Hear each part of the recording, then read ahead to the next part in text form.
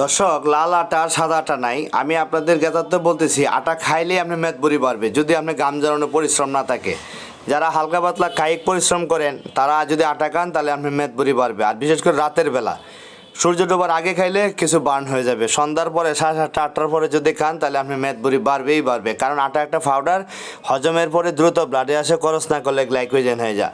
এখন আসেন, আটা কিন্তু বেশিরভাগই বাইরের খাবার। হ্যাঁ, আমাদের দেশে এত বেশি গম হয় না। বাইরের খাবার কিন্তু প্রচুর পেস্টিসাইড দেওয়া হয় হারভেস্টের সময়, উৎপাদনের সময়। এবং আটা এবং মৃত খাবার, আটার মধ্যে পানি পুষ্টি কমে চলে যায়। এরপরে জাতার ভিতর দেওয়ার পরে আটার মান আরও 20% কমে যায়।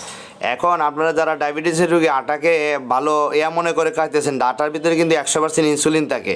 যখনই আটা খাবেন তখনই আপনার দ্রুত ব্লাডে সুগার চলে আসবে। খরচ না করলেই গ্লাইকোজেন হবে, অন্যের মেদবুড়ির কারণ, হাই প্রেশারের কারণ, অনেক রোগের কারণ। হ্যাঁ, আপনি যদি শ্রমিকের মতো ঘাম ঝরানো পরিশ্রম করেন তাহলে খাইতে পারবেন, অথচ মুভমেন্ট পরিশ্রম করে খাইলেই আপনার জন্য বিপজ্জনক।